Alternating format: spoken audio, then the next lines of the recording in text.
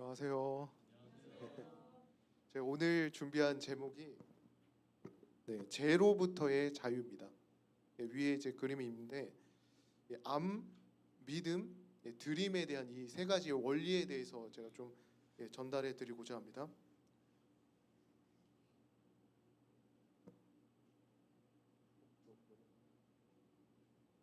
자, 주제 성경책 한번 우리 다 같이 읽겠습니다. 시작. 제가 너희를 주장하지 못하리니 이는 너희가 법 아래에 있지 아니하고 은혜 아래에 있음이라. 죄로부터 해방되어 의에게 종이 되었느니라. 이제는 너희가 죄로부터 해방되고 하나님께 종이 되어 거룩함에 이르는 열매를 맺었으니 그 마지막은 영생이라. 아멘. 자, 오늘 제가 함께 나눌 이야기는요, 정말 우리 신앙에 있어서 중요한 이야기입니다.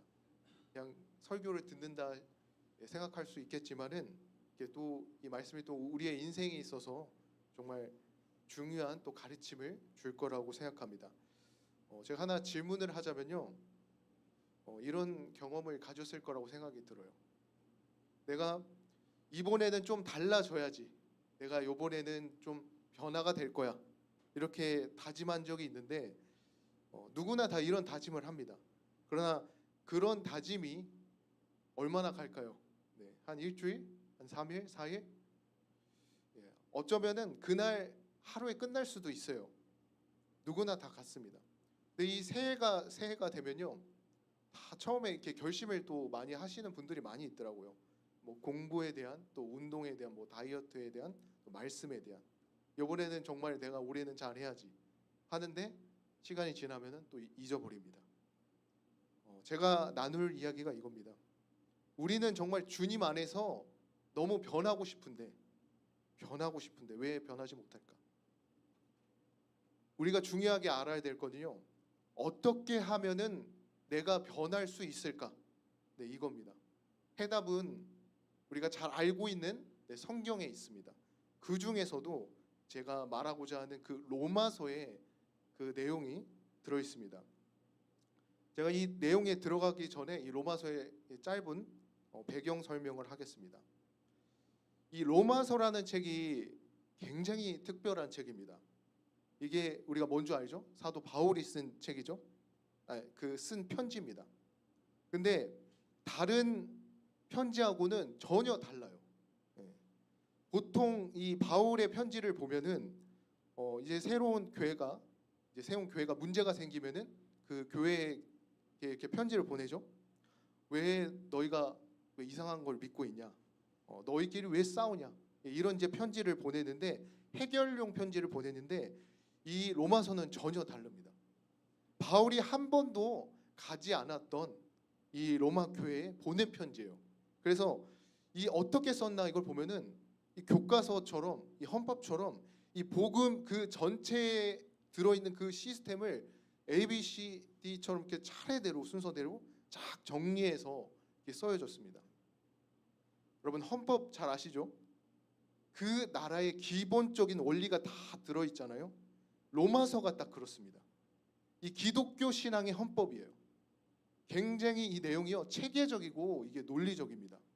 그래서 이 로마서는요,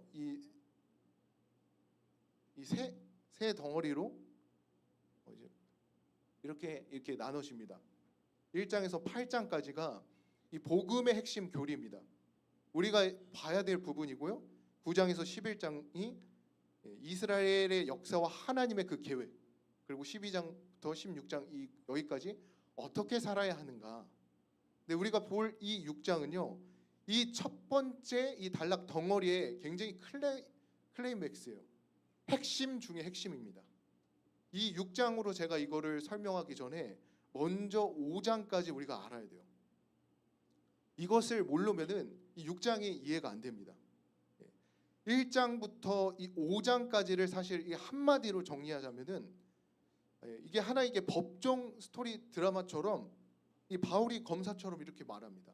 모든 인류는 다 뭐다? 죄인이다, 죄인. 유대인도 죄인이고 이방인도, 착한 사람이든 아니든 나쁜 사람이든 종교인이든 비종교인이든 누구나 다 예외 없이 다 죄인이다. 근데 이 3장에 가면은 또 극적인 반전이 있습니다. 여기에 칭이라는 개념이 나오는데요. 뭐냐면은 하나님께서 이 법정에서 판결을 내립니다. 땅땅땅 하면서 뭐라고 하죠? 무죄. 우리가 다 죄인이라고 얘기하는데 우리가 다 죄인이죠. 근데 하나님은 무죄 선고를 내리셨어요. 어떻게? 누구 때문이죠? 예수 그리스도 때문에. 예수님께서 우리를 대신해서 그 벌을 다 받으셨기 때문에 우리가 이 무죄 선고를 받았습니다. 여기서 대표성의 원리가 들어가는 겁니다. 네, 이게 굉장히 중요합니다. 저번에도 제가 이걸 설명을 했는데 생각해 봅시다. 제가 비유를 하나 설명해 드리겠습니다. 우리가 그 월드컵 경기를 보면요, 주장이 한 명이 골을 넣으면 어떡하죠? 주장이 골을 넣으면은 그 골이 그 팀 전체가 승리로 가잖아요. 내가 공을 차지도 않았는데 벤치에 앉아서 뒷자리에 앉아 있는데도 우리의 팀이 이기는 겁니다. 왜 그렇죠? 내가 그 팀의 소속입니까? 마찬가지입니다. 아담이라는 첫 번째 그 주장이 실수를 해서 골을 먹혔어요. 그래서 그 아담의 팀 전체가, 즉 모든 인류가 졌습니다. 근데 예수 그리스도께서 우리의 주장이 되셔서 결승골을 넣었습니다. 그래서 예수님의 팀인, 즉 믿는 우리의 팀이 어떻게 된 거죠? 승리한 겁니다. 내가 뭐를 잘해서가 아니에요.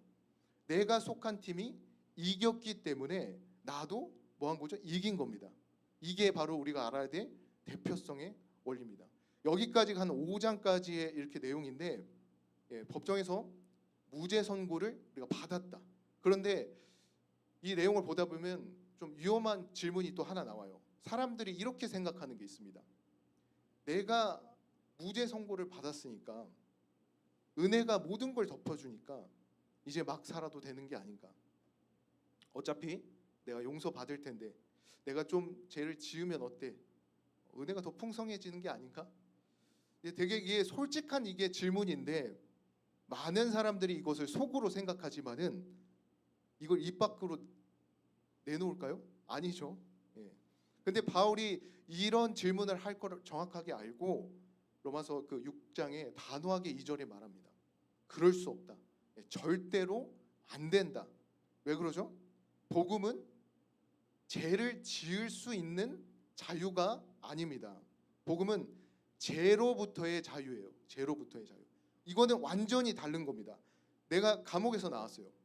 근데 감옥에 나오는데 감옥에 있는 그 담벼락 그 옆에 어슬렁 거리는 겁니다.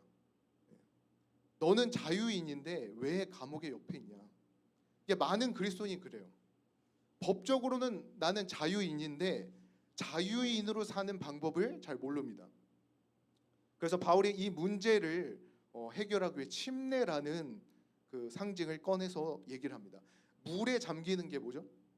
그 옛사람의 장례식입니다. 침례. 근데 물에서 나오는 것은 그거는 새 사람의 출생 신고예요. 이미 장례식까지 치른 사람이 어떻게 다시 무덤에 들어갑니까? 이게 말이 됩니까? 말이 안 되죠. 여기까지가 사실 우리가 알아야 될 배경입니다. 이제 본격적으로 우리가 이 원리에 대해서 제가 얘기를 하도록 하겠습니다. 첫 번째 제1 원리가 나는 할 수 없다. 로마서 6장에 제시하는 첫 번째 원리입니다. 뭘 알아야 됩니까? 내가 할 수 없다는 거. 여러분 이게 굉장히 중요한 것입니다. 요즘 세상이 뭐라 하죠?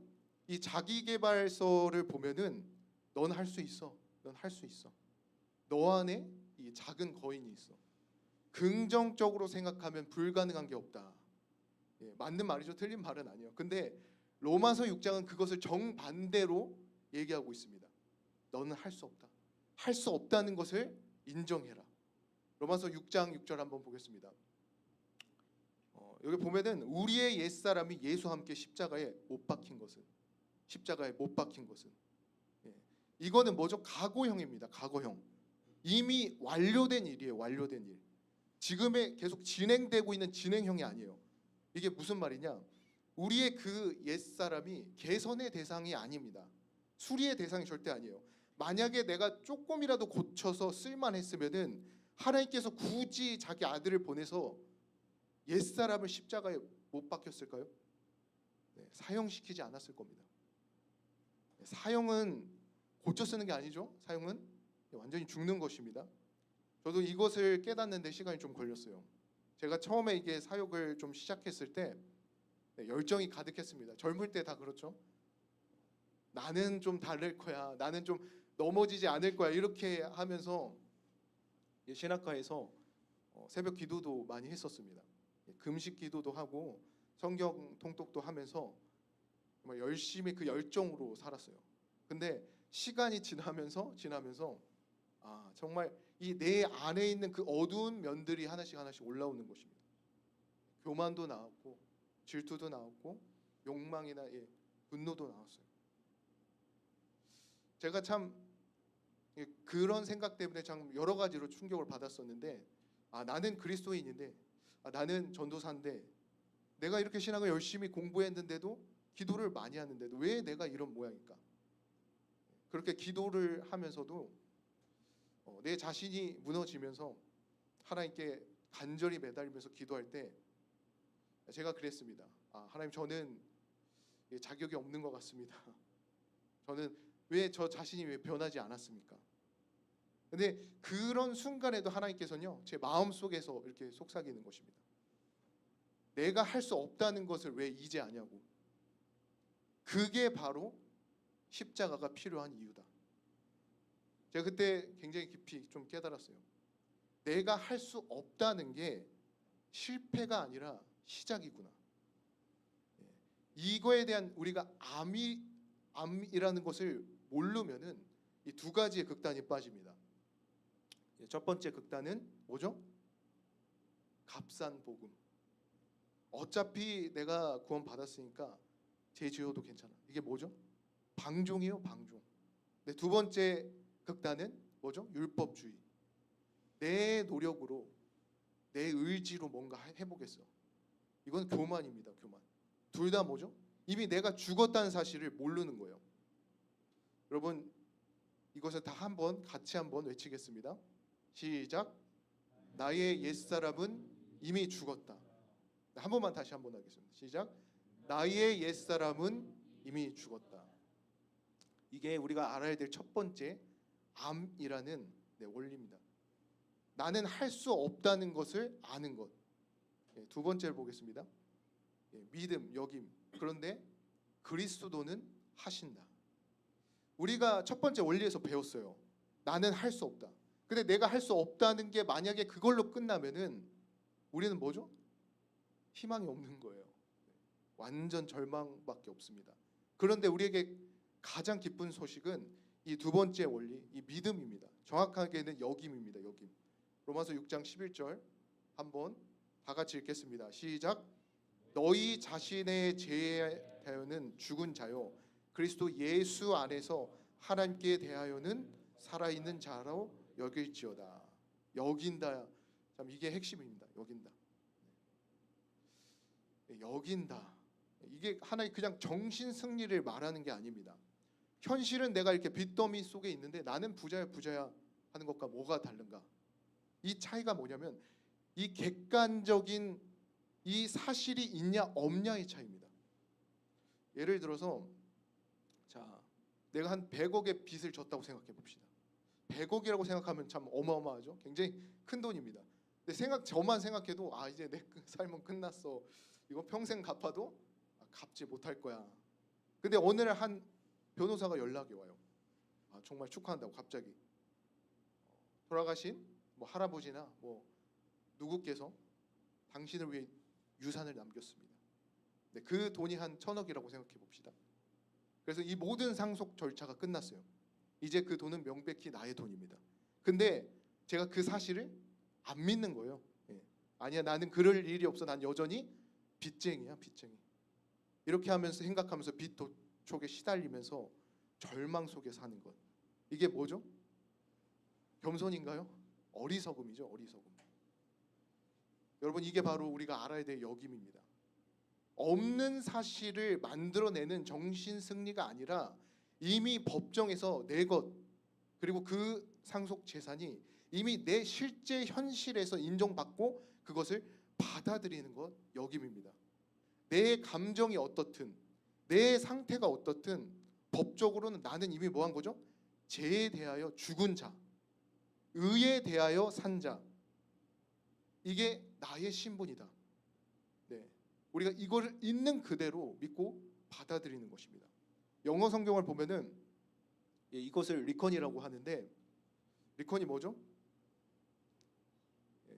계산하다라는 말이 있죠. 계산에 넣는다. 그 회계사가 장부에다가 이렇게 숫자를 막 이렇게 기록해서 이렇게 넣잖아요. 딱 그거로 생각이 듭니다. 내 인생에 이것을 넣고 산다. 그대로 받아들인다. 이거를 실천하기 위해서는요. 제가 이 성경절을 꼭 얘기하고 싶습니다. 한번 다 같이 읽겠습니다. 시작. 내가 그리스도와 함께 십자가에 못 박혔나니 그런즉 이제는 내가 사는 것이 아니요 오직 내 안에 그리스도께서 사시는 것이라. 아멘. 처음에 사실 이 고백이요 저에게는 있어서 처음에는 공허했습니다. 왜 그러면 아직도 내 감정은 분노가 있고 내 마음은 여전히 죄에 넘어지고 유혹에 끌렸어요. 근데 이 말씀을 보면서 계속 고백했습니다. 내 감정이 아니라 이게 뭐죠? 사실의 근거에서 고백했어요. 그랬더니 저에게도 참 신기한 일이 일어납니다. 이게 몇 주, 몇 달 지나면요. 내 이 고백이 감정하고 같이 오기 시작하는 것입니다. 예전 같았으면 내가 화가 나고 폭발했을 그럴 때 평안이 찾아오고 예전 같으면 내가 유혹에 넘어갔을 때 힘이 생겼어요. 이게 역임의 능력입니다. 자, 우리 한번 이것을 같이 큰 소리로 읽겠습니다. 시작. 나는 죄에 대하여 죽은 자요 그리스도 안에서 의에 대하여는 산 자다. 네. 이게 두 번째 원리입니다. 세 번째 드림. 주도권을 넘겨드리다. 제가 첫 번째는 뭐였죠? 나는 할 수 없다. 그런데 둘째는 뭐죠? 그런데 그리스도께서는 하신다. 세 번째 드림입니다. 드림. 우리가 여기서 조심해야 될 부분은요. 여기에서 넘어지시는 분들이 좀 있습니다. 그래 이제 내가 열심히 내가 드려야지 이러면 안 됩니다. 그 순간 그렇게 말하고 생각하는 순간 이 첫 번째 원리를 무너뜨리는 거예요. 나는 할 수 없다는 그 원리를 잊어버리는 것입니다. 이 드림은요. 내 힘으로 뭔가를 만들어내는 그 노력이 아니에요. 드림은 내 주도권을 넘겨드리는 항복이자 선언입니다. 로마서 6장 13절 한번 보겠습니다. 제가 읽겠습니다. 너의 지체를 불의의 무기로 죄에게 내주지 말고 의의 무기로 하나님께 드리라. 의의 무기로. 여기에서 중요한 단어가 반복되는데 뭐죠? 무기죠, 무기. 여러분 한번 무기를 생각해 봅시다. 뭐 이렇게 칼이나 총 이런 거요. 근데 무기 자체에 의지가 있나요? 의지가 있나요? 없죠. 능력이 있나요? 누가 사용하냐에 따라서 무기는 사용하냐에 따라서 살인 도구가 될 수도 있고 아니면 생명을 지키는 도구가 될 수 있습니다. 우리가 바로 그 무기라는 거예요. 우리가 우리의 몸, 우리의 마음, 우리의 시간이 이게 무기입니다. 우리는요 이 선을 행할 능력이 없어요. 하지만 누구에게 우리의 그 자신을 무기로 내어줄지 선택할 수 있는 의지는 있습니다. 내가 이 죄의 명령에 따를 것인가 하나님의 명령에 따를 것인가 그 갈림길에서 선택하는 것이 드림이에요. 제가 하나의 비유를 좀 더 설명하겠습니다. 운전 교습을 한번 생각해 봅시다. 운전면허 다 있을 거라고 생각이 들어요. 처음에는 뭘 공부하죠? 뭐 이렇게 이론 공부하잖아요. 뭐 학과 공부하면서 뭐 문제 뭐 메시 문제를 가지고 문제집 풀면서 공부를 하잖아요. 그러면서 이제 기능 공부를 했다가 기능 시험 보고 주행 시험 보고 그다음에 면허를 받아요. 면허를. 근데 내가 면허를 받고 운전대에 앉아서 이 뭐 한 거죠? 엑셀을 밟는 이 기어를 넣는 선택을 하지 않으면은 차가 움직일까요? 안 움직이죠. 하나님의 그 능력을 한번 엔진으로 생각해 봅시다. 근데 그 엔진은요, 이미 우리 몸 안에 다 들어 있어요. 이미 우리 안에 장착되어 있어요. 근데 우리가 그것을 키를 돌리고 기어를 넣는 내가 선택을 하면은 뭐 한 거죠? 그 힘이 바퀴로 전달되는 것입니다. 근데 우리는 그 엔진이 되려고 노력할 필요는 없어요. 그것을 막 애쓸 필요는 없어요. 그냥 내가 그 운전대를 잡고 뭐 하는 거예요? 하나님께 내어드리면 되는 것입니다. 38년 된 병자입니다. 제가 이걸 보면서 어떤 생각을 했냐면, 참 38년이에요. 38년. 짧은 시간이 아닙니다. 이 38년 동안 어떤 생각을 했을까요? 완전히 절망밖에 없을 거라고 생각이 들어요. 나는 정말 끝났어. 나는 못 걸을 거야. 근데 예수님께서 오셔서 뭐라 하죠? 일어나 걸어가라. 이렇게 말씀하죠. 근데 이 사람이 만약에 예수님, 저는 38년 동안 못 걸었는데 지금 내 다리에는 힘도 없어서 내가 어떻게 걸어갑니까? 이렇게 말했으면은 어땠을까요? 걸을 수 있었을까요? 아니죠. 이분은요, 자기가 못 걷는다는 사실을 알았어요. 근데 믿었어요. 뭘 믿었죠? 예수님이 날 걷게 하실 거라는 사실을 믿었습니다. 그리고 제가 세 번째 원리로 말한 드렸습니다. 몸을 움직이려고 선택했어요. 그 순간에 하늘의 능력이 임했습니다. 그의 의지가 아니라 하나님의 능력으로 그를 일으켜 세운 것입니다. 제가 이게 좀 긴 내용인데 이것을 제가 한번 읽을 테니까요, 우리 마음속에 묵상을 했으면 좋겠습니다. 네, 제가 말한 설명의 원리가 사실 여기에 다 들어있어요. 제가 한번 읽겠습니다. 그들은 절망 가운데서 오라 나는 곤고한 사람이로다. 이 사망의 몸에서 누가 나를 건져내랴고 부르짖는다. 이러한 낙심하고 몸부림치는 자들은 위를 쳐다보라. 구주께서는 자기의 피로 사신 자들을 굽어보시고 말할 수 없는 연민과 긍휼로 내가 낫고자 하냐고 말씀하신다. 예수께서는 그대에게 건강과 평안 가운데 일어서라고 명한다. 그대가 완쾌됐다고 느껴질 때까지 기다리지 말라. 그의 말씀을 믿어라. 그리하면 그 말씀이 이루어질 것이다. 그대의 의지를 그리스도의 편에 두라. 그를 섬기고자 뜻을 세우고 그 말씀에 의지하여 행동할 때에 그대는 힘을 얻을 것이다. 오랜 방종을 통하여 영육을 속박한 악한 행습과 강력한 정욕일지라도 그리스도께서는 능히 거기서도 구출할 수 있으며 또한 구출하시기를 원하신다. 예수께서는 죄로 죽었던 영혼에게 생명을 나눠 주실 것이다. 그는 연약과 불행과 죄의 사슬에 매인 포로들을 해방시켜 주실 것이다. 믿습니까, 이 말을? 아멘. 여러분, 제가 한 분의 이야기를 좀 전달해 주고자 합니다. 지금은 이분이 장로님인데요. 이건 사진을 제가 이제 만든 겁니다, AI로. 네, 지금 교회에서 참 존경받는 장로님인데 옛날에는 이분이 참 처참했어요. 얼마나 처참했냐면은 사진만 봐도 느껴지죠. 술과 담배의 완전한 노예였습니다. 이 노예라는 표현이 그냥 과장이 아니라 정말 노예였어요. 그분이 이제 장로가 되기 전에 교회에 나오기 시작하면서 이제는 내가 좀 달라져야지 결심했어요. 끊으려고 애썼습니다. 그런데 계속 실패하는 거예요. 한 번 실패하고 두 번, 세 번, 네 번 수도 없이 실패했습니다. 어땠을까요? 완전히 절망이었습니다. 완전한 절망. 그래서 이게 비 오는 날이면은 이렇게 술에 취해서 이렇게 비틀비틀 거리면서 이 비가 내리면 물이 이렇게 고이잖아요. 그것을 이제 물 웅덩이로 착각을 해서 거기에 내가 빠질까봐 이렇게 막 피해 다니는 그런 얘기를 했습니다. 이게 그분의 일상이었어요. 근데 담배는 끊었습니다. 근데 술은 못 끊었어요. 왜? 스스로 이길 수가 없는 것입니다. 나는 이게 정말 안 되는구나. 근데 이분이 깨달은 게 있어요. 이게 뭐죠? 내 힘으로는 불가능하다. 이거를 아셔야 됩니다. 이게 정말 중요한 깨달음이에요. 많은 사람들이 나는 할 수 있어, 내가 조금만 더 노력하면 돼, 이러잖아요. 근데 이분은 그걸 알았어요. 나는 안 돼. 내 힘으로는 정말 안 돼.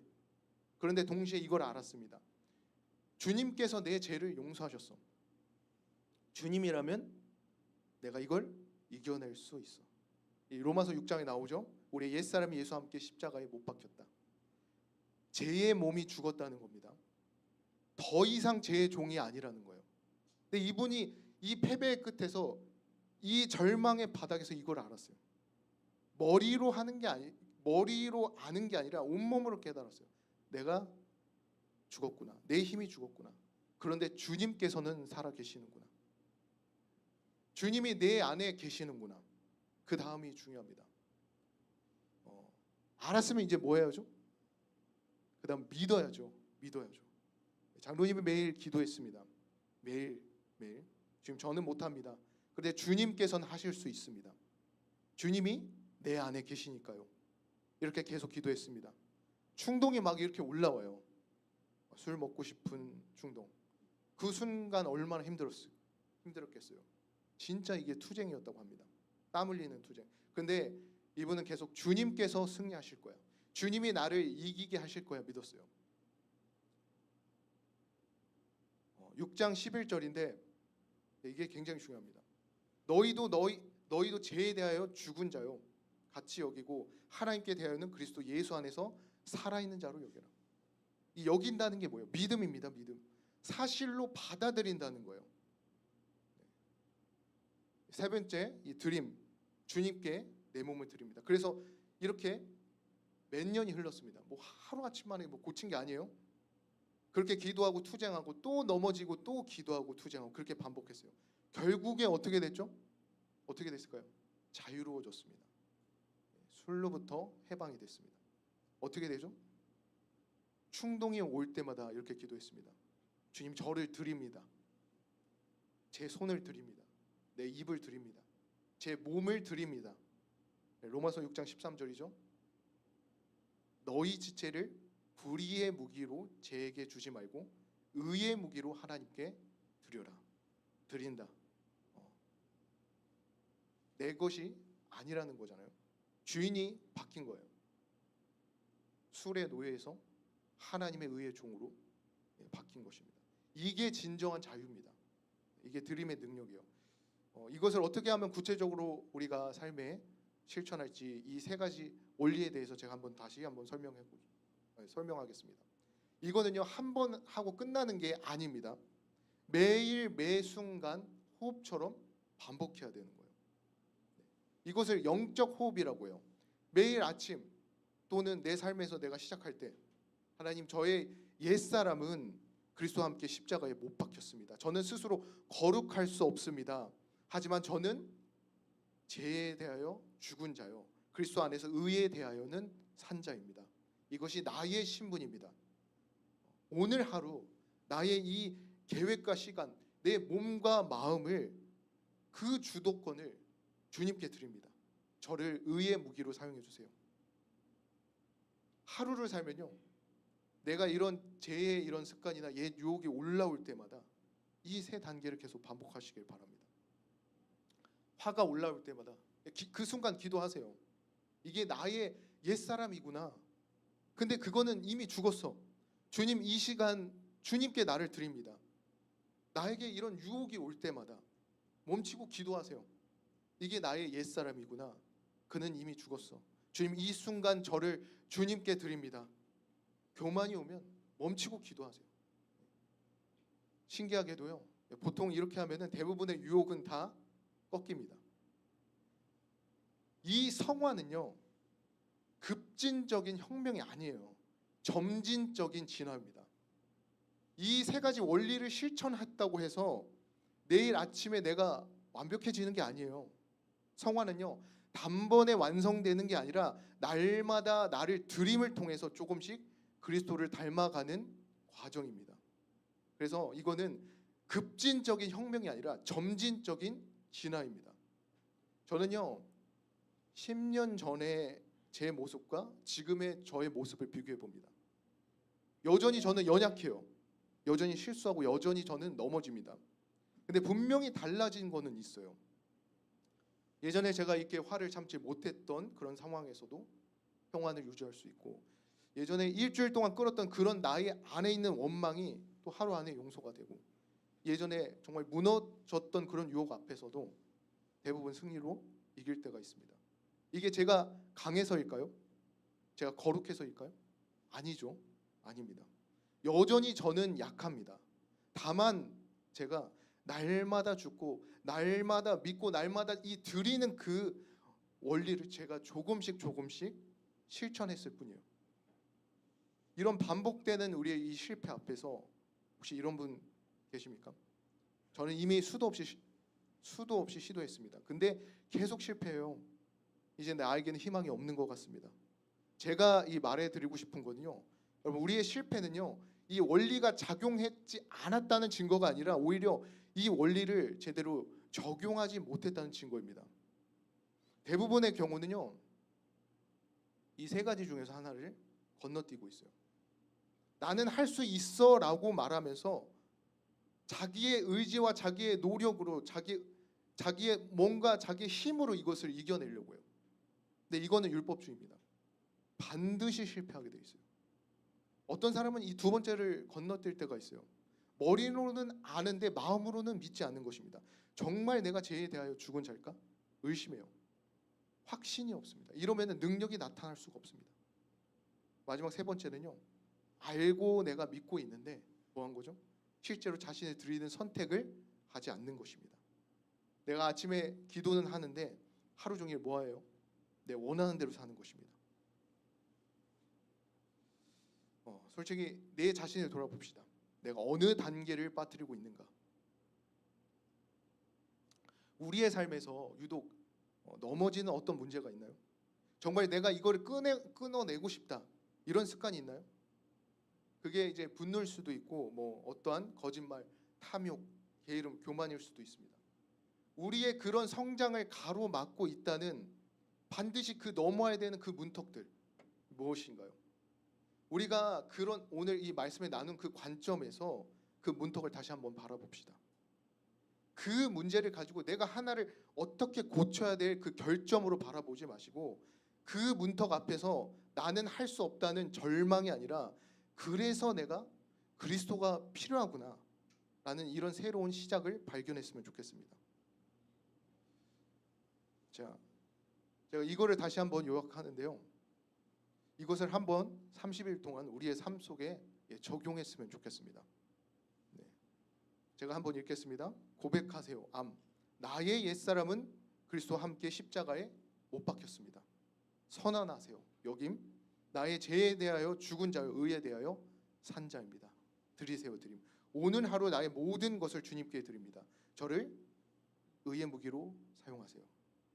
그리고 이 하루를 살면서 내가 유혹이 올 때마다, 내가 옛 습관이 내 안에서 고개를 들 때마다 이 세 단계를 계속 반복하세요. 그러면요, 정말 이게 한 30일, 한 달 시간이 지나면서 놀라운 그 결과를 보게 됩니다. 자, 이 세 가지 원리를 더 쉽게 제가 적었습니다. 나는 할 수 없다. 그런데 그리스도께서 하신다. 그래서 나는 그분께 드린다. 이 세 가지의 이 열쇠로요, 우리 안에 그 장착되는 새로운 그리스도의 그 능력과 생명이 구동될 때 우리는 죄로부터 진정한 자유를 가질 수 있습니다. 이 자유는요, 완벽함을 말하는 게 아닙니다. 이 자유는 넘어지지 않는다는 것을 말하는 게 아니에요. 이 자유는 내가 넘어져도 다시 일어날 수 있고, 실패해도 정죄받지 않습니다. 내가 약해도 그리스도의 능력을 통해서 역사한다는 것을 의미합니다. 여러분, 이걸 꼭 기억했으면 합니다. 나는 할 수 없습니다. 하지만 그리스도께서는 하실 수 있습니다. 그리고 그분이 내 안에 지금 계십니다. 이것을 알고 우리가 날마다 자신을 그분께 드릴 때 우리는요, 이 로마서의 6장이 약속하는 죄로부터의 자유를 반드시 경험하게 됩니다. 마지막으로 한번 크게 외쳐보겠습니다. 시작. 나는 할 수 없다. 그런데 그리스도께서는 하신다. 그래서 나를 그분께 드립니다. 여러분, 이 원리를 내 삶에 적용해서 정말 진심으로 이 경험을 갖는 우리 성도님들이 되길 바라면서 말씀을 마치겠습니다. 기도로 마치겠습니다. 사랑하는 하나님 아버지, 오늘 이 로마서 6장의 진리를 말씀해 주셔서 감사합니다. 아버지 하나님, 우리는 고백합니다. 우리는 할 수 없지만 우리의 옛사람은 이미 그리스도와 함께 십자가에 못 박혔습니다. 하나님, 우리는 믿습니다. 우리는 죄에 대하여 죽은 자요 그리스도 안에서 산 자입니다. 주님께 우리를 온전히 드립니다. 지금 이 순간 우리의 마음과 입과 손을 의의 무기로 주님께 드립니다. 더 이상 죄에게 내주지 않겠습니다. 우리의 삶에 중독과 싸우시는 분들, 정말 이 자녀 양육에 지치신 부모님들, 반복되는 죄에서 절망하는 모든 분들께 주님의 능력이 임하게 주시옵소서. 오늘부터 매일매일 이 세 가지를 실천하면서 고백하고 선언하고 들으는 영적 호흡을 익히게 해주시옵소서. 나는 할 수 없습니다. 그런데 그리스도께서는 하십니다. 그래서 나를 그분께 드립니다. 이 고백이 우리의 삶 속에 날마다 증명되게 해주고 하시고 죄로부터의 자유를 경험하며 그리스도를 닮아가게 해주시기를 우리 주 예수 그리스도의 이름으로 간절히 기도드립니다. 자, 묵상으로 마치겠습니다.